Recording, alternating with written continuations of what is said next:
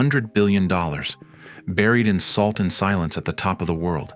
That's what the Lithium Triangle really is, not a shape on a map, but a high-altitude battlefield where Argentina, Bolivia, and Chile are quietly fighting over who will control the white gold that powers electric cars, phones, and the entire green transition. And this isn't just about money. It's about who gets to hold the steering wheel of the 21st century economy. Picture this: blinding white salt flats stretching to the horizon. Thin air, no trees, almost no sound. Underneath that crust lies more than half of the world's identified lithium resources, mostly in 3 countries: Chile, Argentina, and Bolivia, the so-called Lithium Triangle. Estimates say Latin America holds around 60 to 70% of global lithium resources, with Chile alone sitting on over 9 million tons of reserves in the Atacama Desert. And Bolivia, boasting the largest untapped resources on the planet. This is why people are calling it a $100 billion opportunity, and why every major power, from China to the US to Europe, suddenly cares deeply about dusty towns they'd barely heard of 10 years ago. But here's the catch. Controlling lithium in South America is nothing like drilling oil in the Middle East. The geology is different, the politics are messier, and the locals are very aware of what happened last time. Foreign companies showed up, promising development, and left with the profits. So, the race to control South America isn't just between countries. It's between presidents, communities, global corporations, and a new wave of resource nationalism that's rewriting the rules while the world is scrambling for batteries. Let's start with the basics. Why here, and why now? Lithium used to be a niche metal. Today, it's the backbone of lithium-ion batteries that power electric vehicles, grid-scale storage, and basically every device in your pocket. As governments push to phase out fossil fuel cars, demand for lithium is expected to multiply several times over in the next 2 decades. Analysts talk about a potential 40-fold increase in lithium demand by 2040, driven mostly by EVs. If oil was the lifeblood of the 20th century, lithium is the electrolyte of the 21st. The Lithium Triangle's advantage isn't just volume, it's the type of deposit. Unlike hard rock mines in places like Australia, much of South America's lithium is trapped in brines beneath vast salt flats. Salar de Atacama in Chile, Salar de Uyuni in Bolivia, Hombre Muerto and Olaroz in Argentina, and dozens of smaller salars. Companies pump up the brine, let the water evaporate in huge ponds, and concentrate the lithium. It's slow, water-intensive, but relatively cheap once it's running. That cost edge makes the triangle extremely attractive to investors and car makers. But here's where the story stops being a simple resource bonanza and turns into a geopolitical thriller. Because each of the 3 triangle countries has decided to play a completely different game. Chile is the experienced player. It's currently one of the world's top lithium producers, with the Atacama Desert as its crown jewel. For decades, private giants like SQM and Albemarle pumped brine there under long-term contracts. But Chilean politics have shifted. In 2023, President Gabriel Boric declared lithium a strategic resource and unveiled a plan for the state to take a controlling stake in all new lithium projects. The model? A state company working in public-private partnerships, with the government keeping at least 51% control in new contracts. He avoided the word nationalization, but the message to global mining firms was clear. If you want Chilean lithium going forward, you're partnering with the state, not owning the show. On top of that, Chile has some of the stricter environmental rules in the region. Regulators have already sanctioned producers like SQM for over-extraction and water impact in Atacama.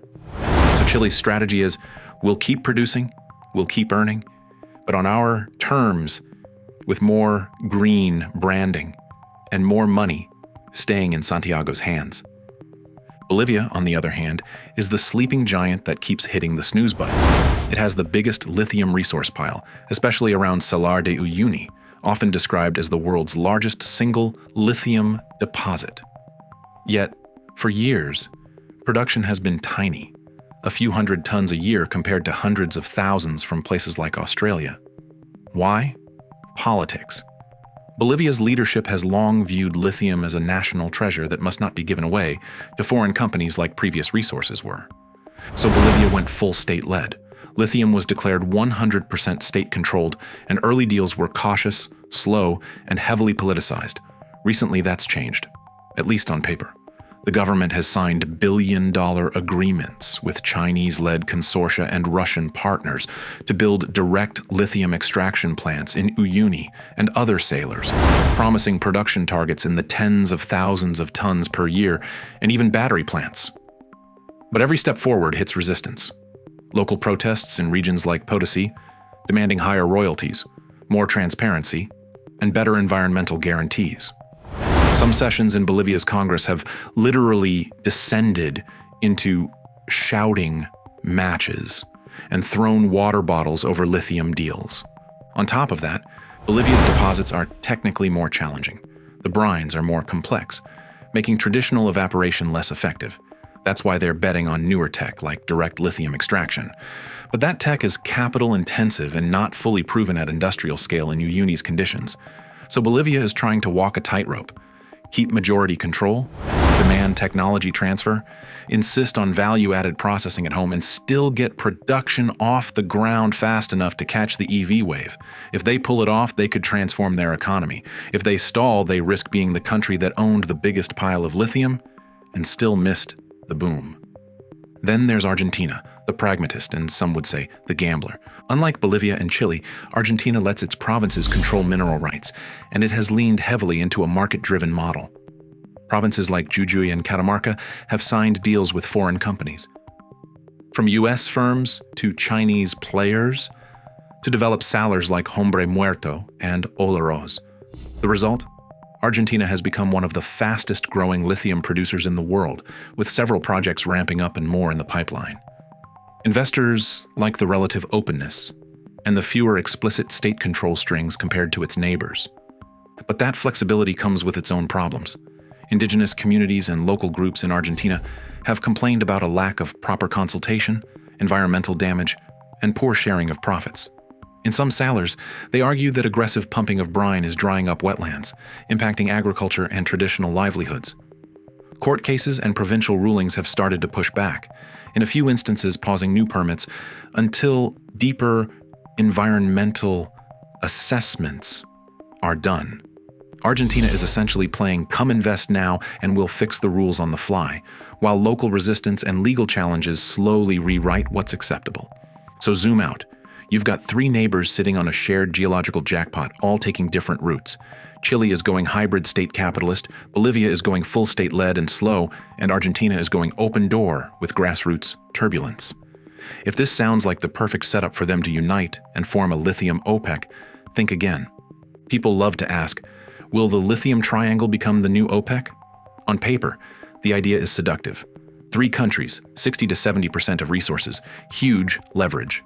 In reality, their politics, economic models, and infrastructure gaps make that kind of coordination almost impossible right now. Bolivia insists on strict state control and value added at home. Argentina leans on private investors and flexible contracts. Chile is trying to thread a needle between green credentials, state involvement, and investor stability, getting them to agree on quotas, pricing strategies, and joint bargaining against China, the US, Europe, and others. That's a geopolitical fantasy, at least for now. Meanwhile, the rest of the world is not sitting still. China has spent the last 2 decades quietly becoming the dominant player in battery supply chains. Its companies refine the majority of the world's lithium, build most of the batteries, and now they're moving upstream into ownership and operation of mines and brine projects in the Triangle. Chinese state-backed lenders have poured billions into Argentina and Bolivia. Deals with CATL-linked consortia in Bolivia, Chinese stakes in Argentine projects, and partnerships in Chile show a clear pattern. If you want lithium, you don't just buy it. You buy into the place it comes from. The US and Europe, realizing they're late to the party, are now scrambling with their own strategies. Critical Minerals Acts, friendshoring, talk of global minerals trusts, and diversified supply. European leaders have visited South America, explicitly courting Argentina, Chile, and Brazil to secure non-Chinese lithium flows. But here's the uncomfortable truth. Building new mines in friendlier jurisdictions takes years, faces local opposition, and costs a lot of money. Meanwhile, the Lithium Triangle is already sitting on the resource, has some infrastructure in place, and is getting courted by multiple suitors. And while presidents, CEOs, and diplomats play chess, the people who actually live around these salt flats are dealing with something much more immediate: water, land, and rights. Lithium brine extraction is water-intensive. In Chile's Salar de Atacama, decades of evaporation pond operations have sparked accusations that aquifers are being drawn down, rivers are disappearing, and fragile ecosystems are being pushed toward collapse. Indigenous Atacameño communities argue that their lagoons and wetlands are drying, their animals struggling, their cultural landscapes being sacrificed so the rest of the world can drive Teslas, and brag about being green.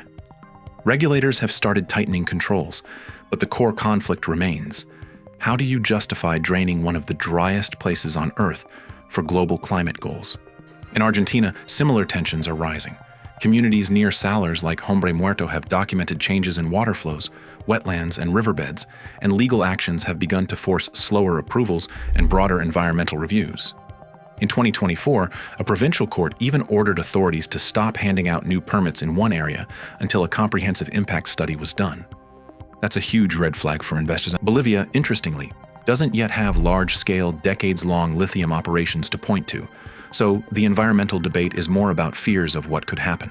There's limited independent data on the full ecological impact of their emerging projects, partly because access to operational areas is tightly controlled. But given how fast the government is now trying to ramp up production with foreign partners, environmental and community conflicts are almost guaranteed to follow if the process isn't transparent. So the Lithium Triangle isn't just a story of resource nationalism versus foreign capital. It's also a story of local communities versus national elites, and global climate ambition versus local environmental justice. Who ends up owning the future of batteries, and whether the Lithium Triangle becomes more like a new OPEC or just another chapter of missed opportunities and social conflict? Stick around. Hit subscribe. Share this with someone who thinks EVs are just about cool cars, and let me know in the comments. If you were running one of these countries, would you invite foreign investors in, or lock the gates and go full resource nationalism?